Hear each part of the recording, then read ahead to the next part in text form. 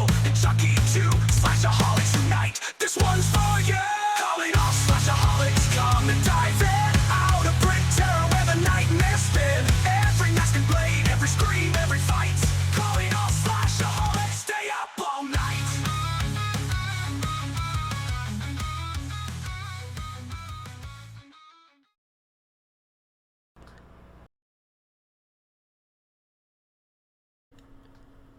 Primal, a Friday the 13th story, written by me, Joshua LaRue. Foreword, Horror and Dinosaurs. Hello again, readers and listeners. This is the 80s slasher librarian Joshua LaRue. In 2024, I wrote my first novella and full-length novel. The novella was Quarantine, a Friday the 13th story, and the feedback from all of you was fantastic. I'm so glad so many of you enjoyed my unique take on the Jason Voorhees mythos. I'll admit, when I set out to write Quarantine, I was nervous. I didn't know how fans would react to Jason being thrust into a zombie apocalypse, or how they'd feel about the human qualities and emotions I gave him in that story. But everything turned out great. Quarantine ended up being a fun and somber Elseworld story for Jason and company. Which brings me to this book, Friday the 13th Primal. Once again, I'm placing Jason in a setting unlike anything that's ever been done. And this time, it's far crazier and wilder than a zombie apocalypse. Jason Voorhees is about to find himself hunting a group of humans in the Cretaceous period, while also having to fend off dinosaurs, hunting both the humans and him.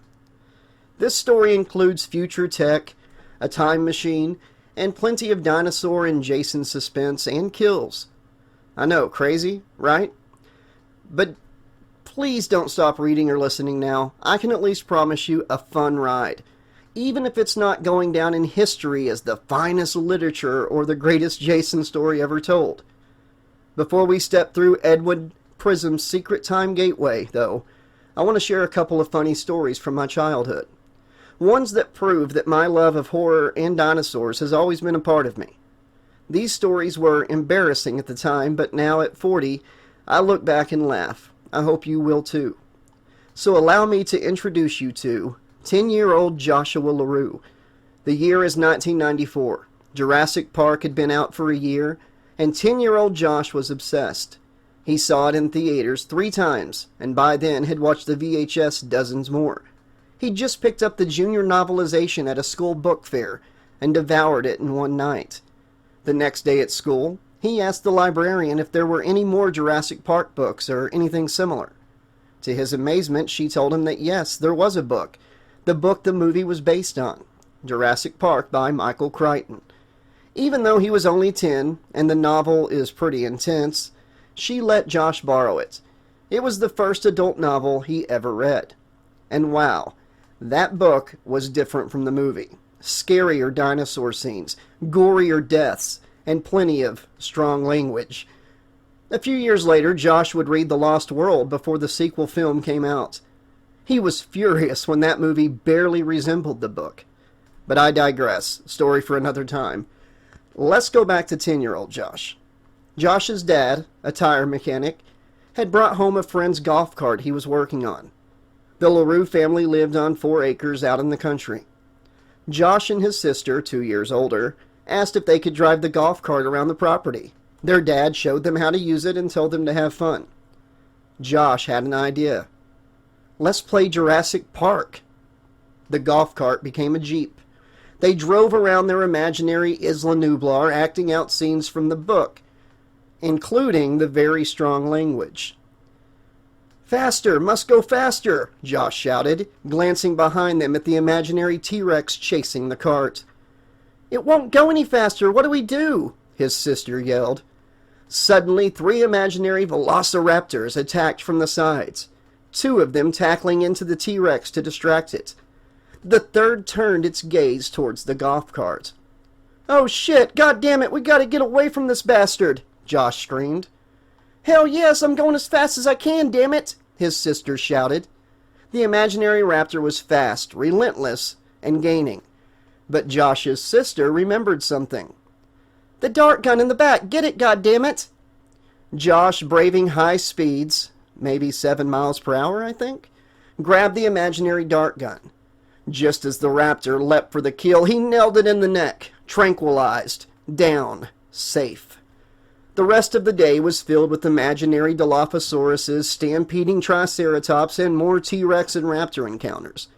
They hurled goddams, shits, bastards, and more all day long, just like in the book. Their parents had no idea. They felt like they'd gotten away with something taboo. Then the sun went down. They parked the Jeep. Jurassic Park closed, but guilt crept in. Whether innocent kids or just plain dumb, they agreed that they shouldn't get away with what they'd said. So they told on themselves. Yes, my 10-year-old self turned himself in for cussing all day. 2 weeks grounded, no more golf cart, and my copy of Jurassic Park the novel taken away until I was older. Now let me tell you a story about 12-year-old Josh and how horror led to one of the scariest and funniest nights of his life. I loved horror movies from a rather young age. In fact, I had been sneaking horror movies my whole childhood, staying up late to catch something on USA Up All Night, sneaking in as my older siblings watch a Friday the 13th marathon on Friday the 13th. Heck, my friends and I played Jason Goes to Hell on the playground, even though only one of my friends had actually seen it, so we took his word on the plot and took turns turning into Jason. Although, when I went to see The Land Before Time at 4 years old, see, I loved dinosaurs even then. In fact, I cried when Littlefoot lost his parents. I remember being in the theater lobby waiting for my mom to get popcorn, and I bumped into a cardboard cutout of Pinhead for Hellraiser 2. It terrified me so much, I didn't see an actual Hellraiser film until I was almost an adult. Again, I digress. Back to a funny story featuring 12-year-old Josh and horror. The year is 1997, late February, a very cold night. Josh's parents are gone for the evening, leaving him alone with his 3 sisters and 2 of their friends. "Let's do something scary," one friend says. "Like what?" one of Josh's sisters asks. "Let's do Bloody Mary." Quick interjection. This house wasn't big. At the time, we were between homes. Our family had sold the house that sat on 4 acres, and we were crammed into a single-wide trailer while waiting for our next home to finish renovations. 1 bathroom, 2 entrances, one from the hallway, the other from my parents' room. Inside the bathroom, a sink and mirror straight ahead as you walked in from the hallway, toilet to the left, and a skinny frosted window above it, and a tub to the right of the toilet if you were sitting on it, and an air vent on the floor under the door to the master bedroom. Hanging on that door, unbeknownst to me, my mother's pink robe. Got that visual? Good. Now, back to Bloody Mary. "I want to play too," 12-year-old Josh called from the couch, Game Boy in hand. "Okay, but you go first," said his oldest sister. "Youngest first," another agreed. Josh pointed at his 8-year-old sister. "I'm not the youngest," Josh exclaimed. "I'm too scared," she whispered. "What's wrong, you chicken, Joshua?" they teased. One of the friends, whom Josh thought was cute, was watching. No way he'd back out now. "Fine, I'll go first." They all followed him down the hall. He stepped into the bathroom. "Lights off, door shut, say Bloody Mary 3 times while looking in the mirror," his sister instructed. "I know how to do it," he snapped back. Lights out, door shut, alone. Slight light from outside through the small frosted window gave the mirror a dim glow. He placed his hands on the sink, leaned in and hesitated. Josh had been raised by very religious parents, and part of him didn't know better than to fear that playing around like this could actually summon a real demon. So part of him wanted to chicken out. But before he could decide one way or the other, "Why so quiet?" an older sister called from the hallway. "Yeah, did you need to use the bathroom first?" the other older sister teased. Did you already scare the shit out of yourself? Josh thought of his sister's friend that he had a crush on, hearing all this in the hallway, as he heard the girls all snickering, and he was embarrassed and angry. He would suck up his fear and do it. "Bloody Mary," he croaked in a voice he didn't realize had sounded so small. "Bloody Mary," he said, much louder and confident. "Ooh, that's two," the girls shouted from the hallway. Josh wasn't scared anymore. "Bloody Mary," he finished. That's the moment the heater kicked on. Hot air surged through the trailer, finally hitting the bathroom floor vent. A vent that was directly under the door leading to his parents' room. The door that had his mother's pink robe hanging on it unbeknownst to Josh. And that blast of air hit the pink robe, making it dance and whip in the dark. So, what he saw was Bloody Mary's blood-red dress whipping in a ghostly wind, in the dimly lit, almost full dark bathroom through the reflection of the mirror in front of him. And then it touched his arm. "Oh my fucking God! Ah!" He grabbed the doorknob, pushed, but forgot it was a pull door. Panicking, he slammed into it. The top and bottom hinges snapped, leaving only the middle hinge intact. Josh climbed the door, causing it to turn from vertical to horizontal. He crawled as it teeter-tottered to the floor of the hallway, flinging him to the floor into a roll. He sprang up and sprinted through the house, knocking over sisters and friends alike, running into the living room and out the front door. He ran screaming into the night. "Josh, stop! It's okay!" they yelled after him. From the front yard, breathless, he turned. "What was it?" "It was our mom's robe," his oldest sister said, laughing. "The air vent blew it around." They had investigated what had scared him so badly, and had turned the light on in the bathroom and saw the robe being brought to life by the air vent below it. Yes, Slashaholics, I summoned not a vengeful spirit, but a pink robe. A perfect storm of timing. I broke a door, climbed through it, fell, fled into the darkness, all because of a robe animated by a heater vent. I shared these stories so you could get to know me a little better, and to show that horror and dinosaurs have always played a major role in my life. The story you're about to read or listen to blends those two passions in a way that's never been done before. I'll either pull it off or fall on my face like that night in the trailer, but either way, you're about to experience the wildest Jason Voorhees story ever told. So without further ado, I give you Primal, a Friday the 13th story. Joshua Wayne LaRue, June 13th, 2025, Mountainburg, Arkansas.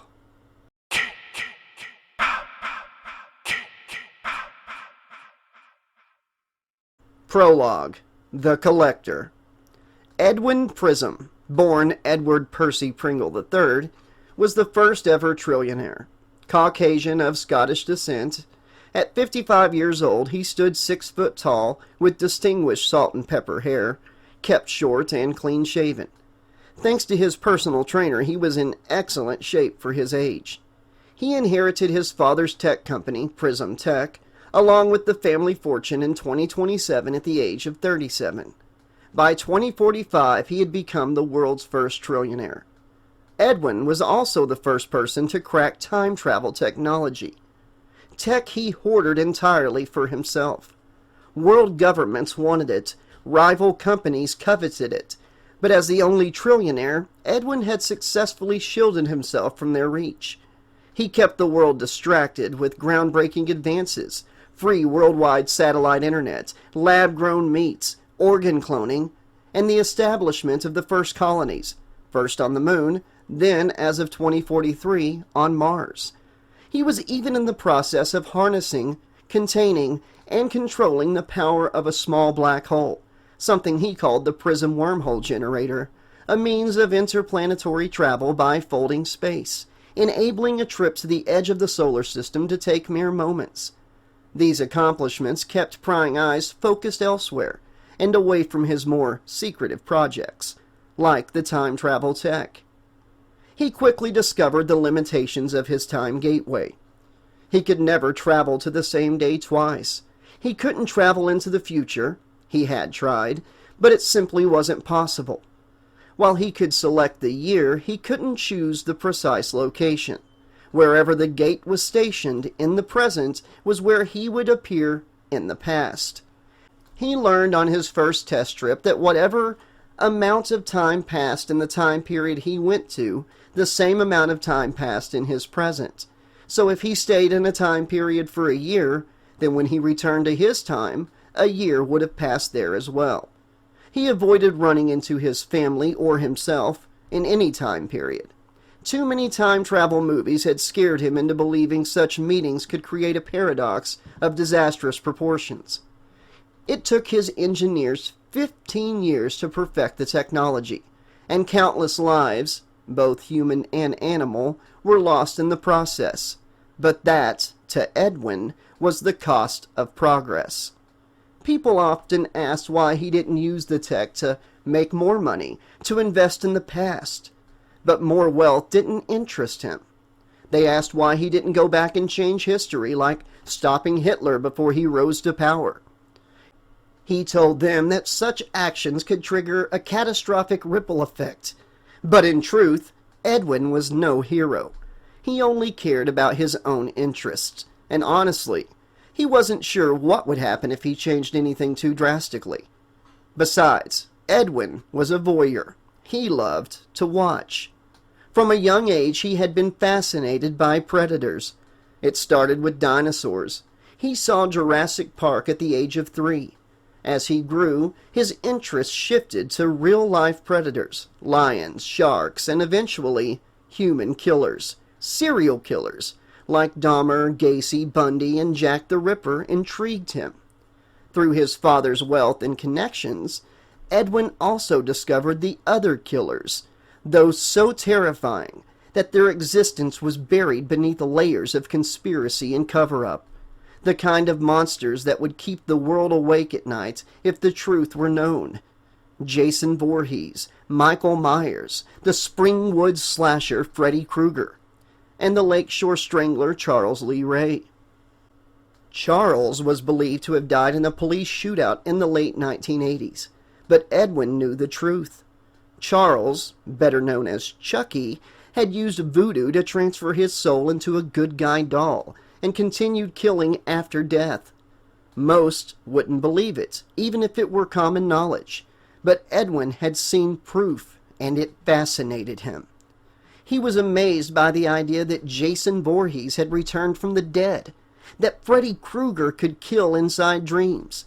Boogeymen were real, and Edwin knew all about them. He longed to watch them, just as he longed to witness dinosaurs hunt and kill, to watch Dahmer lure victims, to see Michael Myers stalk Laurie Strode or Freddy Krueger set someone ablaze in their sleep. Despite his vast fortune and resources, these supernatural killers had evaded him in the present. He even purchased the original Camp Crystal Lake property in New Jersey and built the lab that eventually made time travel possible, and now was the headquarters of his business. Jason had disappeared sometime in the mid-2000s.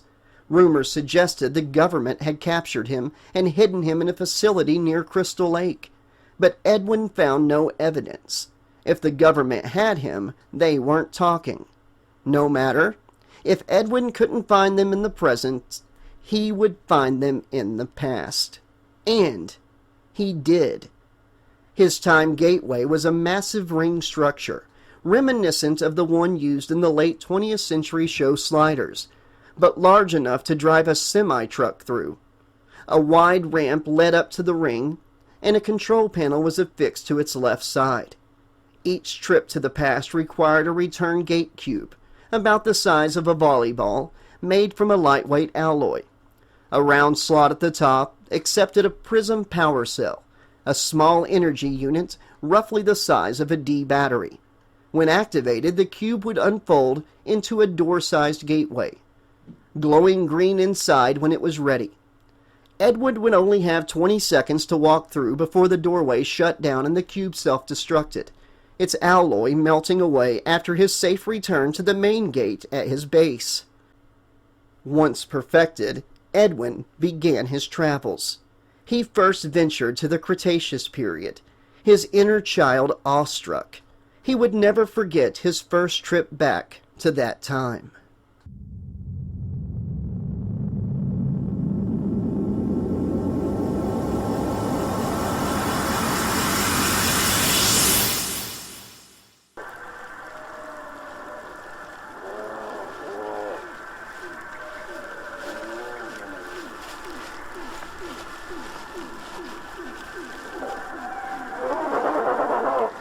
Edward Prism stepped through the humming ring of the time gate and into another world.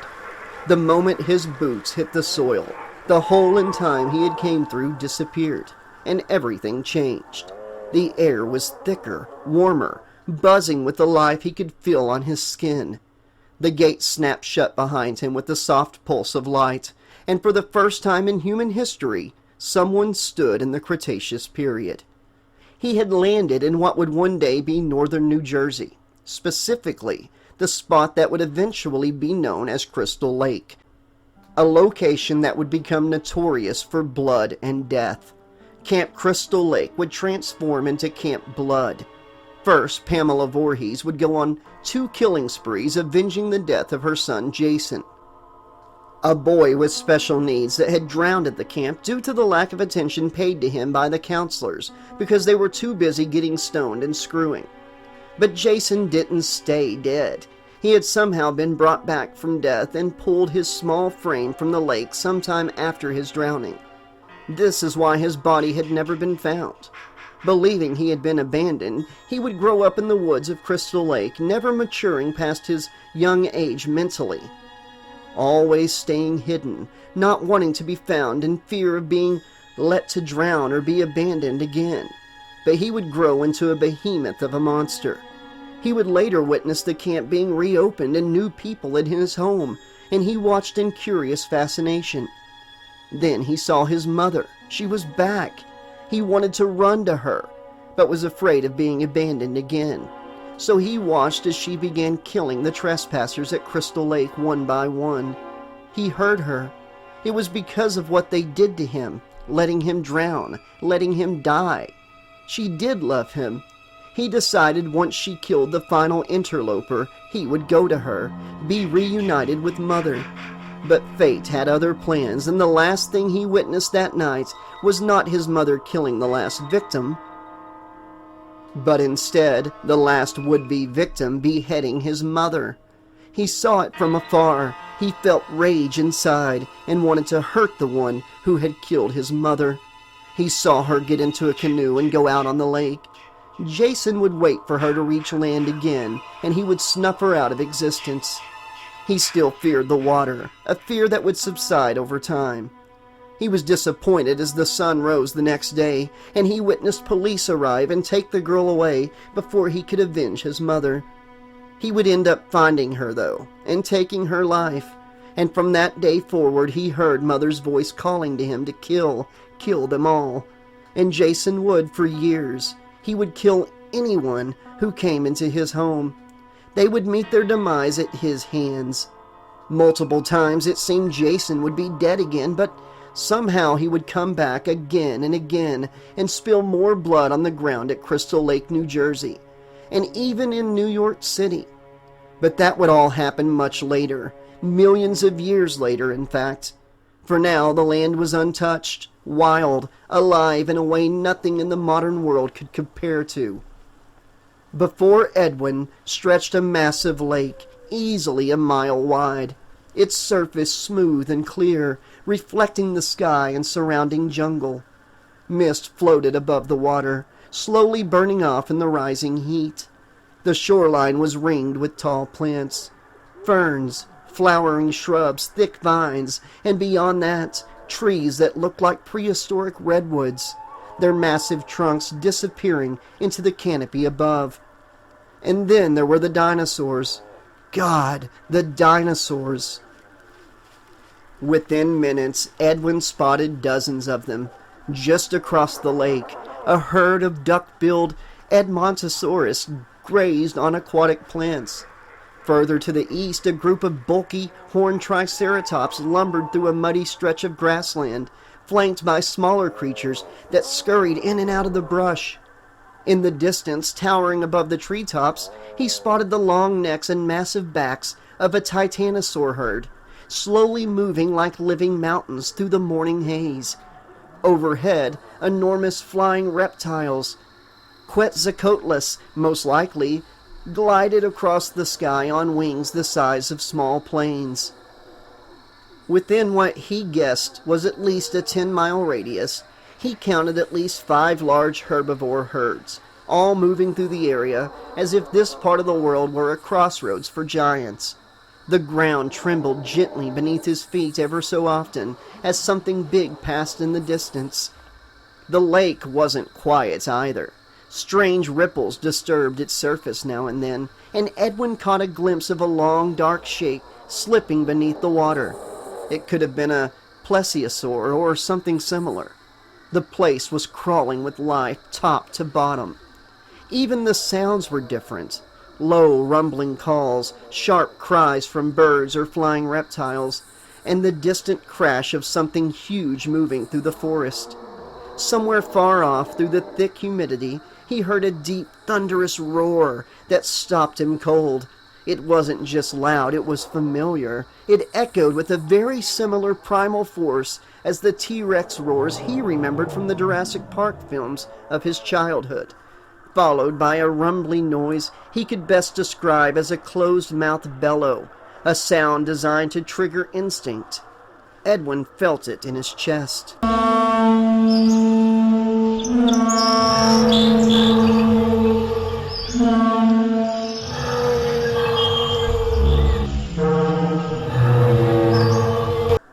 Every corner of the landscape was alive with movement and sound. Edwin scanned the land slowly, taking it all in.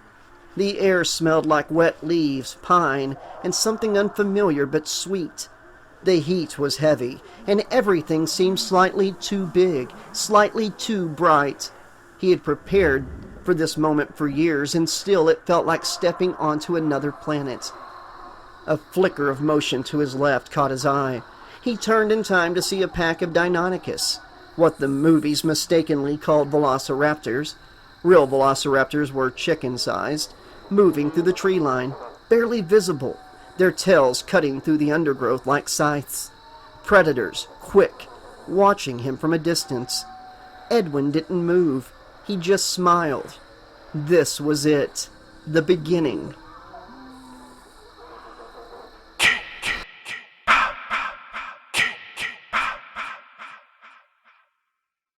His tech team created a prism belt powered by a prism power cell that manipulated light around him, rendering him nearly invisible.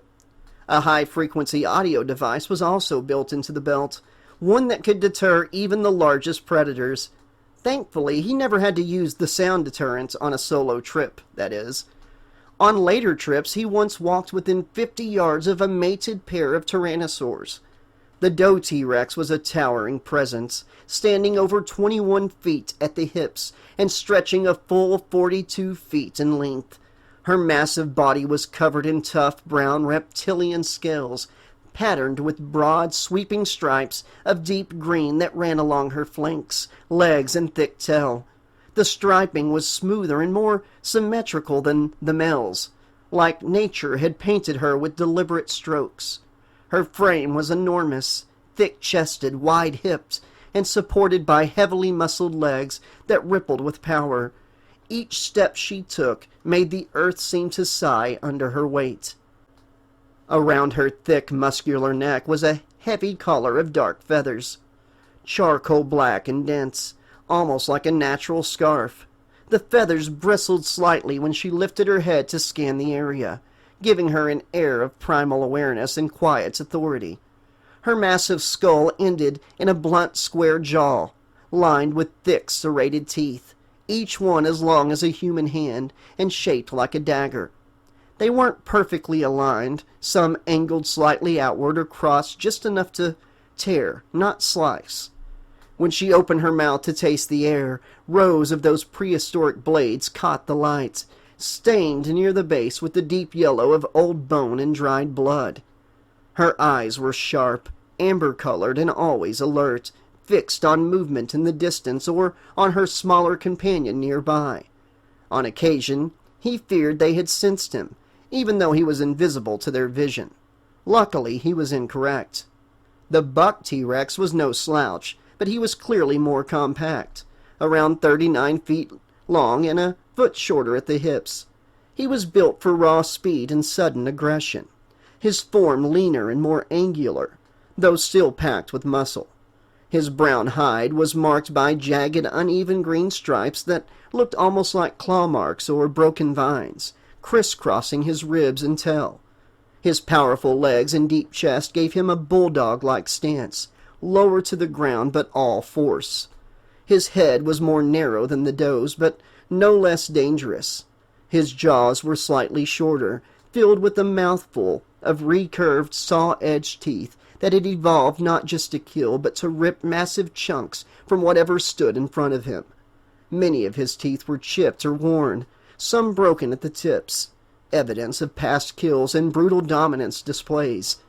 When he growled, a low guttural rumble came with the brief flash of those yellowed, deadly teeth behind cracked lips. His own feathered neck ruff was shorter and scruffier than the doe's, like it had been roughened by years of combat and display. Still, when he moved alongside her, he kept a cautious distance, respectful of her size and strength, knowing full well she was the dominant half of the pair. Together they moved through the brush like ancient tanks, silent when they needed to be, but with the potential to erupt into terrifying force in an instant. They weren't just predators. They were the apex, the rulers of their domain. Recently he cautiously followed the buck as it carried the body of a small Edmontosaurus in its jaw up a game trail just a few miles away from where he entered the Cretaceous through the gateway. He never came out in the exact same spot after going through the gateway, but it was always within a mile or two of past visits. He followed the buck all the way to a nest where the doe waited, as she watched over 4 large eggs. The buck dropped the carcass nearby. Edwin did this all while staying downwind to avoid detection. He may be invisible to their vision, thanks to the prism tech belt he wore, but he was not invisible to their noses. He hoped to see the eggs hatch soon. Not only would it be a fun experience to see the hatching itself, or at the very least see infant tyrannosaurs, but also he wanted a Rex for himself. He had considered just taking an egg, but was afraid the time travel may affect it negatively and may cause it to not hatch. So he had decided that when these eggs hatched, one of the infants was his.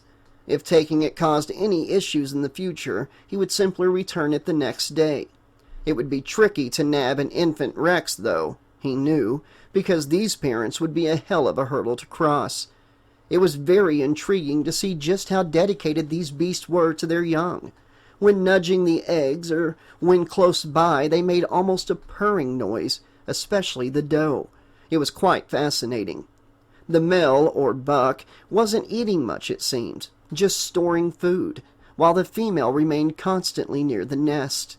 Still, for the most part, Edwin preferred to observe from a distance. His team quickly built a structure in the Cretaceous, a hideaway he called the Bird's Nest.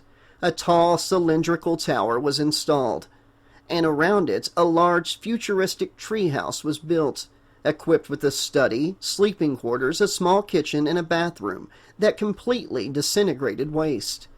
With the press of a button powered by PrismTech super solar panels, the entire structure could ascend 50 feet up the central cylinder. A retractable ladder served as backup. A high-powered electric fence protected the perimeter. At the base, he kept a battery-powered jeep, covered with a military-grade tarp that manipulated light to render it invisible, just like the bird's nest itself, which was coated in the same chameleon-like material. Inside, he kept on hand at all times 2 return cubes, 3 belts, and plenty of prism power cells. He avoided weapons of deadly force, unsure of how killing a dinosaur might affect the future. Instead, he carried a tranquilizer gun powerful enough to drop 4 elephants, and in his Jeep stored 3 different-sized high-powered tasers, just in case. He couldn't return to the same day twice, so he moved forward in time with each trip. He watched the buck T-Rex hunt hadrosaurs and apatosaurus, and then there was his favorite pastime in the Cretaceous. Edwin spent hours with high-powered binoculars watching the pack of Deinonychus he had seen on his first trip to this time. From his concealed vantage point, Edwin's gaze would fall upon the pack of 8 Deinonychus, 6-foot-tall nightmares of scale, sinew, and silent coordination.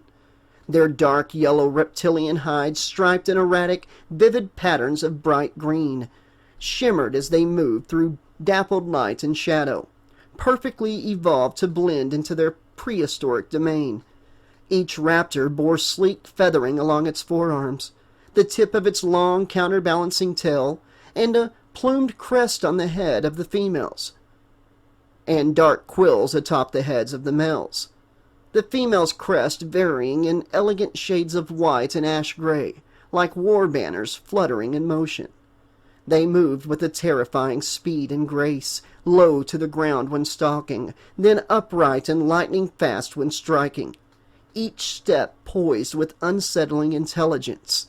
Their sickle-shaped killing claws, the hallmark of their kind, curved like twin scythes from each foot, raised slightly off the ground to preserve their lethal sharpness. And when they bared their teeth, rows of curved blade-like fangs designed not just to kill but to rend and shred.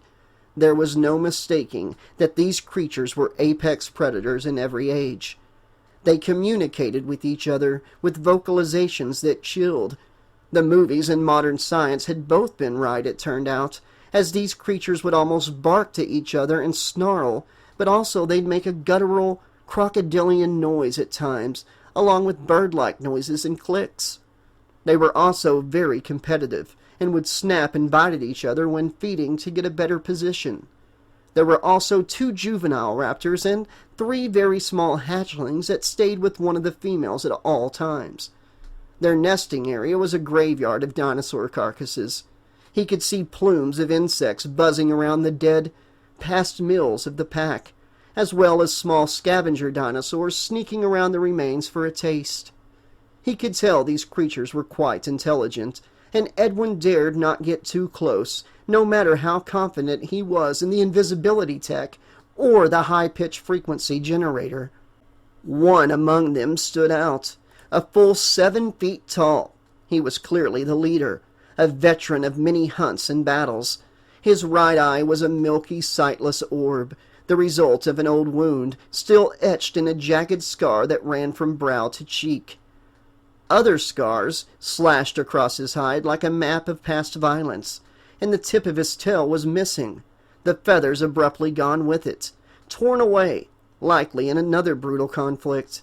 Yet none of these marks diminished him. If anything, they made him more fearsome. The others moved with confidence, but he moved with purpose, his presence commanding, his silence absolute.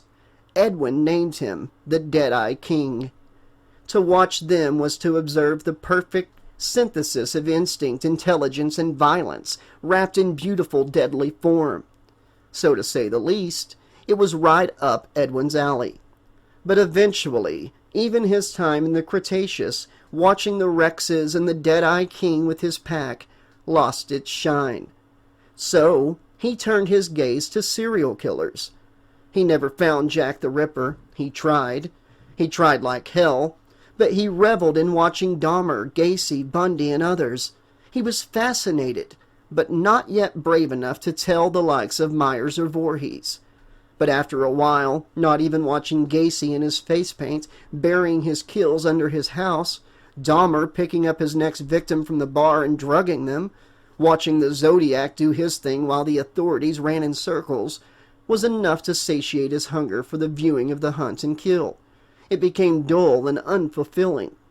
So, ready or not, it was time for the big leagues.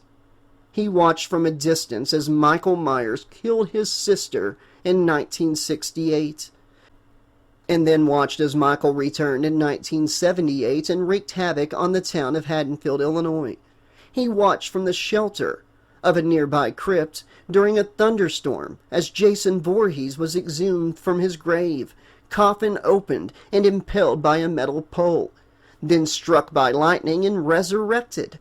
Edwin's heart raced and his smile widened as he witnessed Jason Voorhees back in the land of the living, then proceed to rip the heart out of the chest of one of the fools who had dug him up. Edwin felt pride and almost ecstasy as Jason reached down and lifted a hockey mask and placed it over his rotted face. Later he watched through a window on Elm Street in Springwood, Ohio, as a sleeping teen was pulled into and then drowned in his own waterbed by an unseen killer. He even watched a living good guy doll crush a garbage man inside his own truck outside of a military academy. It was exhilarating. For a time. But even that excitement wore off, and the man who could buy and have anything he wanted decided to make that so. He devised a new plan. He would collect them. He would only take them after they'd achieved notoriety, after they became legends.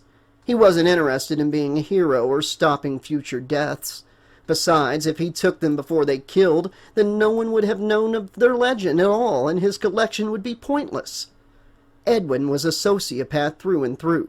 Only his interest mattered in the end. He didn't feel love or really any other emotions, except, that is, when he watched a predator hunt and kill, and he wanted the best of the best predators to be in his ultimate collection. He would own them, the power, the evil.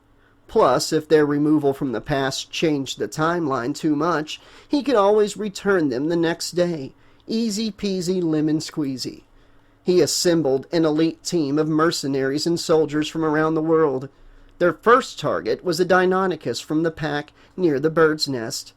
Deadeye King was initially the one he wanted, but he decided he would much rather be able to come back to the Cretaceous and watch old Deadeye do his thing in the wild. Not to mention, he felt a bit of kinship with Deadeye, and familiarity.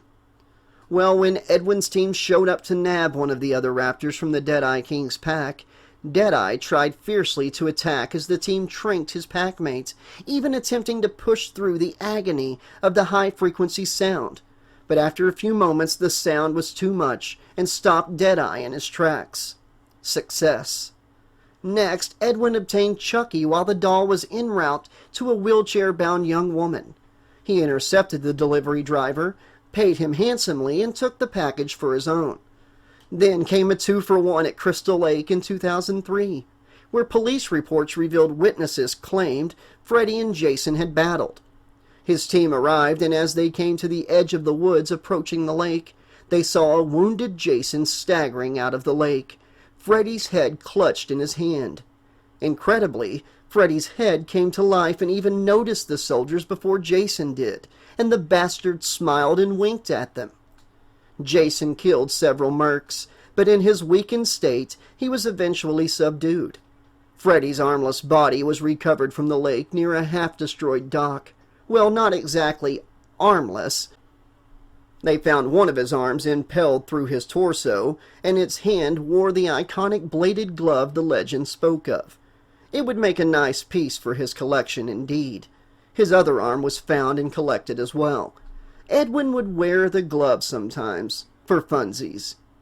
Freddy's body never decayed. The head stayed alive and talkative. Edwin had the team put Freddy back together, using the most state-of-the-art high-tech medical tools at their disposal. And it worked. Freddy was whole again, though at the moment he was chained and held inside a Prism Tech holding cell. But Edwin wasn't a completely horrible host. He did give Freddy a brand new pair of boots, pants, a new red and green sweater, and even got the legend an expensive brand new fedora. Jason healed, slowly, even regenerated lost fingers. But Edwin's enclosure cells were inescapable. Not only were the killers bound in chains, but the enclosures pulsed with high-energy waves that neutralized escape attempts. Michael Myers was taken while in a coma, following a massive fire at a hospital. He awoke a month later in captivity, silent and still, staring out through his mask with cold, dead eyes that Edwin recognized as an apex predator's eyes, much like Jason's. Recently, Edwin even acquired a puzzle box said to summon demons. He rigged a robotic system to solve it, and when a rift began to open, he activated a force field. At the time, the box just sat in a state of flux. Chains occasionally shot from it, only to strike the field and retract. He kept it proudly on display. More legends remained to be collected. A clown that stalked and tortured its victims before the kill, and only his would-be victim could even see him.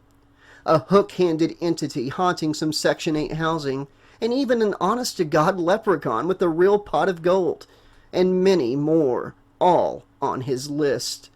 But first, he needed one last item for the grand unveiling of his collection thus far. It was Thursday, June 12th, 2045.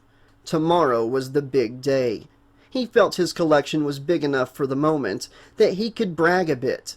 He would reveal his collection to an elite group of the richest, most powerful people on Earth. Security was in place. The showroom at Crystal Lake was ready. Hosts, staff, and NDAs had all been arranged. All that remained was a pickup, one last piece from Crystal Lake, 1980, to complete his Voorhees exhibit. But first, Edwin had to entertain a guest. He had spent a significant portion of his fortune on the Gateway, and though Prism Tech remained the world's top tech company, some extra income didn't hurt. Edwin had begun offering trips to the past for $300 million per trip. This money would fund further improvements to his Time Gateway and beyond. Edwin assumed with such a high price tag that requests for trips in time would be sparse, but apparently the super wealthy had no problem paying such a steep price for admission to the past. Edwin would explain the rules and would not leave the guest's side for their trip. It was always to observe, not to interact. If someone dared to try to interact, Edwin had a contingency plan of ending the trip immediately, then traveling solo to the day before the trip happened, and would leave a memo warning himself. And he would never take someone to the scene of a famous tragedy. However, he had never had to use this plan, as the wonder and experience of time travel and observing the past was enough for those who paid to go. Edwin had taken wealthy men, women, and even families to the Old West, the Dark Ages, the 1950s, the first Woodstock, Victorian England, and more. Surprisingly, though, one of his favorite time periods had not been requested. That is, until the most recent request. Today, he was taking Henry Wilkins, a spoiled trust fund brat who inherited billions after his parents died in a 2040 plane crash, on a trip to the Cretaceous. Henry had shaggy short blonde hair, was Caucasian, 25 years old, a gangly frame, 5'9", 135 pounds, with green eyes behind his sleek pair of prescription glasses. Henry had hounded Edwin's people for months. Normally, Edwin didn't entertain strangers. He preferred to only take those who he either knew or knew of. But Edwin's people did a background check on Henry, and what they found intrigued Edwin, and he was very much looking forward to meeting Henry and taking him on the trip he so desperately wished to go on. Henry had even paid an extra $100 million to visit a dinosaur game trail and see a tyrannosaur up close. Edwin would take him to the bird's nest to view the area from above, then escort him in the Jeep for a closer look at the most ferocious predators in history. After that, Edwin would finally head to Crystal Lake 1980 for his final acquisition, the final piece, well, the final piece for tomorrow's showcase anyways. It would be killer.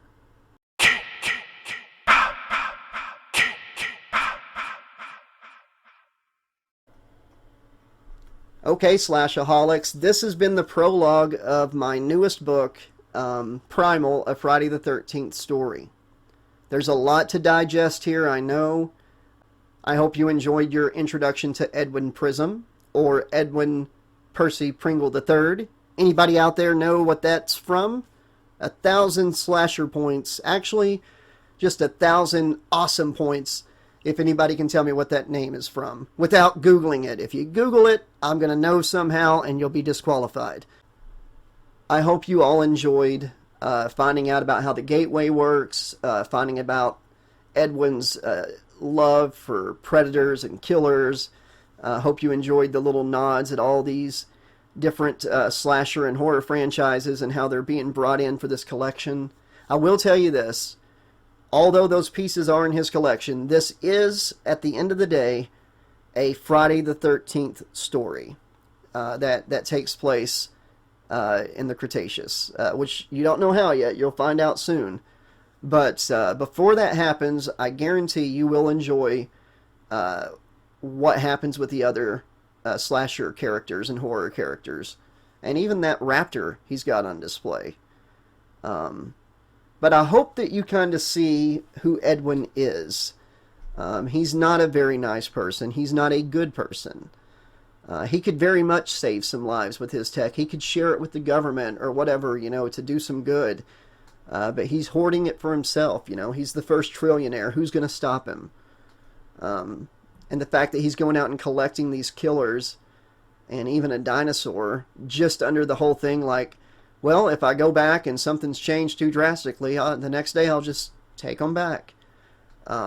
He's cautious sometimes, but other times when it's like his own greed and ego, he puts caution on the back burner. So he's kind of wishy-washy when it comes to that. He's been a fun character to write so far, and I think you're going to really enjoy Chapter 1. It's very exciting, suspenseful, and some crazy stuff goes down in it. But yeah, this was a fun story to start telling. I didn't intend for the prologue to be so long, but I really wanted to not only set the stage for what the Cretaceous is going to look like later when we visit it for a big part of the story, but also really get you into the mind of Edwin Prism. Because like I said, he's not a good guy. It's really messed up that he wants to take one of those baby T-Rexes back. And, I hope you all enjoyed the little nod with Freddy. At the end of Freddy vs. Jason, he smiles and winks. Turns out he was actually smiling and winking at mercenaries that were there to get Jason and him. And now, Freddy's got his body back, He's still immortal in the mortal world, so there's not a whole lot he can do dream-wise, but he'll be on display when the collection is unveiled. But yeah, hope you're intrigued about where this story's going to go. Hope you enjoyed those little stories I told from my childhood. Pretty embarrassing, pretty funny looking back on them. I hope the rules of the time travel stuff was explained, good enough about, he can only travel, he can't travel back to the same day he's been to. He when he leaves, he ends up going to the area that he left from. Stuff like that. The cubes and stuff he keeps, like in the Cretaceous, for instance, as backup. And how cool would it be to have your own, like, futuristic treehouse in the middle of the Cretaceous, invisible to the naked eye, where you could just watch, That would be so amazing. Just writing that, it was just majestic, picturing all that in my head. And I'll tell you right now, there's some really crazy, wild stuff planned for this story. I cannot wait to share it with you all so much. I cannot wait to get Edwin and the cast of characters you're going to meet around Chapter 2 and Jason into this time period, because some of these things are so crazy. And you're going to meet a dinosaur in the next chapter that's going to blow your mind. It's going to be wild, I promise. But yeah, this has been the prologue and the foreword of my newest book, Primal, a Friday the 13th story. I hope you've enjoyed it. Let me know in the comments what you thought. If there's anything that, I kind of brushed over here in my little breakdown at the end, that you've got questions about, or if you're just curious about how I came up with the story aspect and all that, I'd be glad to answer it.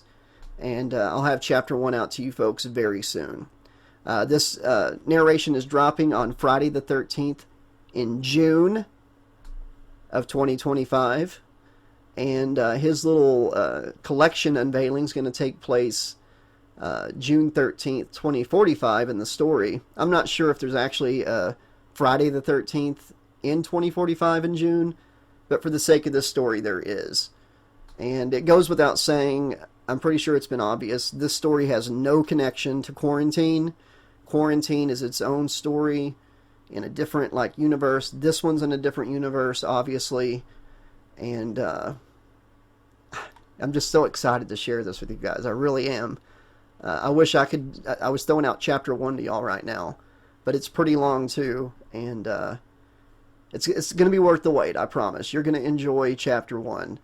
I will say there's going to be a pretty good balance of dinosaur horror mixed with slasher horror, but it is a Jason story, and he will be the center of this when we get there. Right now, it's about meeting the antagonist of the story.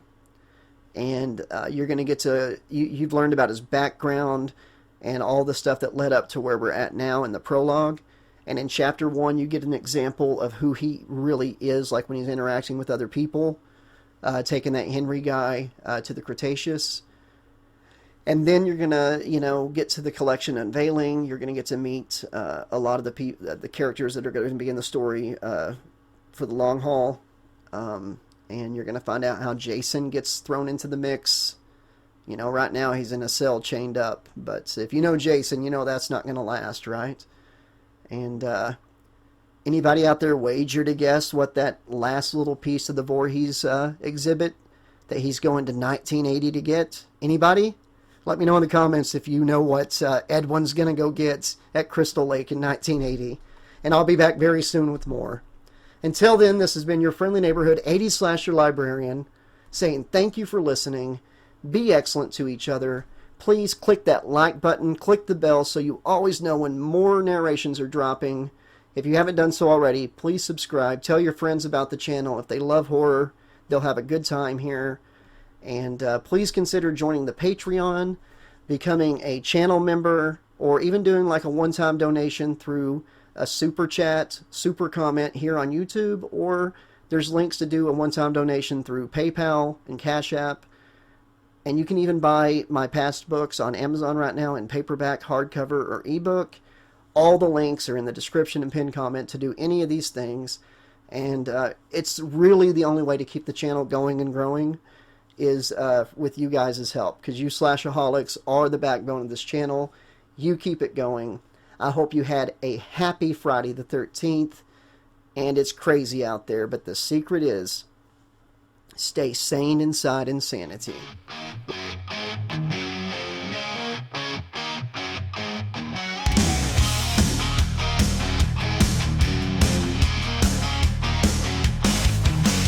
Midnight calls out threaded in black, sound of whispers, no turning back. The 80s slasher librarian reads, echoes of terror sown into the seas.